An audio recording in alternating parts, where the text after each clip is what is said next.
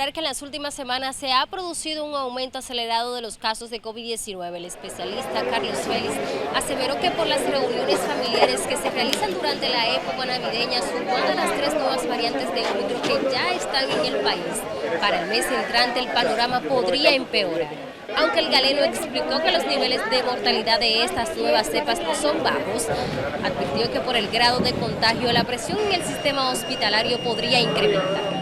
Porque eso puede generar una situación de estrés a nivel de la ocupación hospitalaria y los hospitales entonces empiecen a aumentar la cama y a llenarse de pacientes.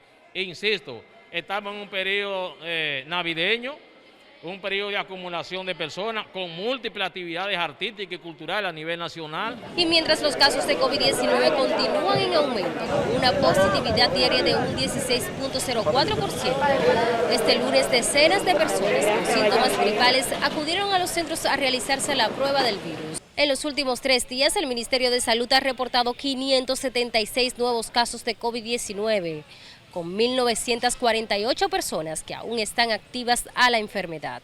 Ante la existencia de estas 3 nuevas variantes, el especialista ha recomendado a las autoridades a realizar solo pruebas PCR, mientras que a la población le exhorta el uso continuo de la mascarilla.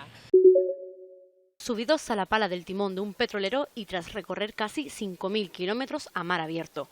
Así llegaron hasta Gran Canaria este lunes 3 varones de origen subsahariano. Es un milagro. Los migrantes lograron subirse a bordo de este buque de casi 200 metros de eslora, el Alitini 2 en Lagos, Nigeria, sin que la tripulación se percatase de ello. Comenzaron la travesía el pasado 17 de noviembre y viajaron durante 11 días soportando las condiciones de la mar. Los expertos aseguran que es una práctica de máximo peligro. Cuando ya empiezan a remontar hacia el norte para venir a Canarias, pues ahí ya vienen ya las marejadas que producen los vientos alisios y que suelen ser fuertes. Es la naviera quien tiene que hacerse responsable de los mismos como polizones y ellos asumirán todos los gastos correspondientes a su estancia en Canarias y su posterior devolución a su país de origen. No, tienen que llevar a alguien. Sí, eso es una ley internacional. No es la primera vez que llegan a Canarias polizones escondidos en un lugar tan peligroso. Hace 2 años, otros 6 inmigrantes arribaron en 2 embarcaciones de características similares utilizando la misma técnica. Una manera aún más peligrosa, si cabe, de jugarse la vida en busca de un futuro mejor. Organizaciones de la sociedad civil nicaragüense calculan que solo este año más de 30 funcionarios gubernamentales han migrado hacia Estados Unidos. El asilo político luce como la opción más viable debido a las numerosas restricciones que enfrentan los nicaragüenses. Están huyendo de Nicaragua no solo funcionarios de la Corte Suprema de Justicia, están huyendo de Nicaragua funcionarios de todos los poderes del Estado y de todos los estratos sociales del país.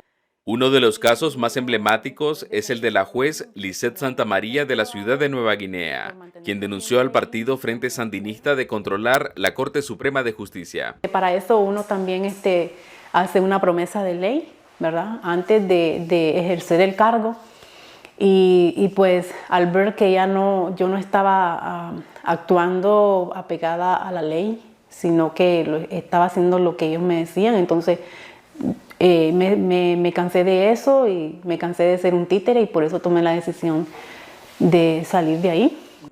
Opositores aseguran que hay inconformidades dentro de las estructuras del Estado por el rumbo que lleva Nicaragua con la reelección del presidente Daniel Ortega y el control absoluto de todas las ciudades con las recientes votaciones municipales. Hasta el momento, el gobierno sandinista no se ha referido a los funcionarios que han abandonado el país. Desde Managua, Donaldo Hernández de La Voz de América para Tele Aruba. Los ministros de Relaciones Exteriores de la Organización del Atlántico del Norte, OTAN, se reunirán durante 2 días en Bucarest, la capital de Rumania, a partir de hoy martes, para coordinar su continuo apoyo hacia Ucrania contra la invasión iniciada por Rusia el pasado 24 de febrero.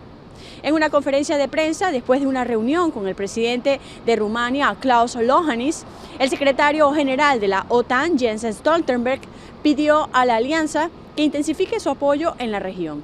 Destacó además que invertir en la defensa es esencial, ya que enfrentan la mayor crisis de seguridad en una generación.